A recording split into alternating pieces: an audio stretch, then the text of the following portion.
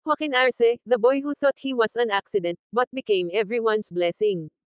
Disclaimer. Ang video na ito ay opinion-based analysis para sa entertainment at commentary, hindi ito official statement ng PBB, ng mga housemates, o ng kanilang pamilya. Malalim na BuzzPinas breakdown tungkol kay Joaquin Arce, ang housemate na nagpaiyak sa viewers dahil sa kwento niya sa identity, faith, at self-worth, bakit siya biglang naging emotional anchor ng audience. Bakit ang daming nagre-relate sa kanya? Ito ang full analysis. Sa PBB Club 2.0, may isang housemate na hindi inaasahang magiging emotional magnet ng buong audience, hindi dahil sa gulo, hindi dahil sa strategies, kundi dahil sa isang simpleng confession na tumama sa puso ng marami, ang pakiramdam na hindi siya planado, na baka aksidente lang siya. At yun ang nagbukas ng napakalaking diskusyon sa loob at labas ng bahay. Si Joaquin Arce, ang batang lumaki na may tahimik na tanong sa puso, bakit ako nandito? Para kanino ako ginawa?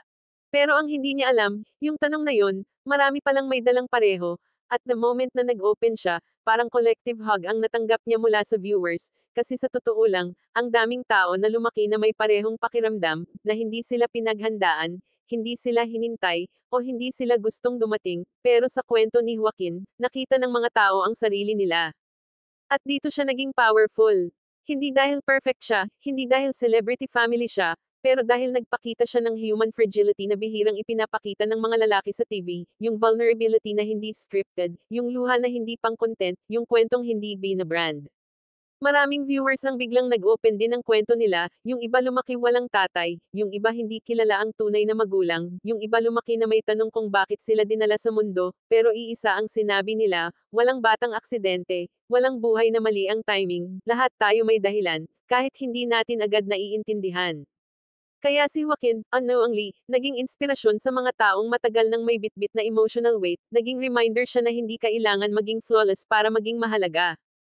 Pero syempre, hindi mawawala ang mga light-hearted reactions, may mga humanga sa itsura niya, sa ilong niya, sa overall glow niya, may nagtatanong kung retokado ba siya, may nagbibiro na kung aksidente man siya, pogi namang aksidente, pero interestingly, nag-shift ang tono ng audience, mula sa banter, napunta sa pagprotekta sa kanya. Kasi sa likod ng mukha, nakita nila yung batang may dalang bigat. At dito nagiging malakas si Joaquin sa outside world. Hindi dahil pasabog, hindi dahil strategist, hindi dahil maingay, kundi dahil may puso. At yung puso niya, hindi niya tinatago. Sa dynamics ng house, hindi pa natin nakikita ang full potential niya, tahimik siya minsan, pero may moments na nagiging emotional anchor siya ng grupo, at sa ganitong klaseng housemate, yung simpleng presence pa lang, may epekto na, doon nagtatayo ng solid fanbase.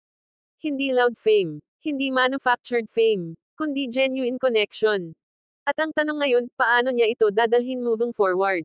Kasi si Joaquin, once na na-realize niyang hindi siya aksidente, doon magsisimula yung tunay na character arc niya, yung confidence, slowly mabubuo, yung self-worth, mas maiintindihan, at pag nangyari yun, dangerous na siya sa competition, in the best way possible. Siya yung tipo na mahina ang simula pero malakas ang ending, yung hindi mo inaasahan, pero biglang magiging emotional favorite ng tao. Kaya sa lahat ng nagre-relate kay Joaquin, tandaan mo rin ta. Hindi aksidente ang pagkatao mo. Hindi aksidente ang kwento mo.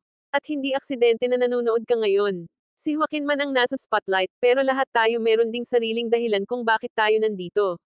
At yan ang tunay na magic ng PBB, minsan, sa kwento ng isang tao, gumagaan ang bigat ng mundo ng iba. This is Buzz Pinas, and this is the story of Joaquin Arce. The boy who thought he was an accident, but became everyone's blessing.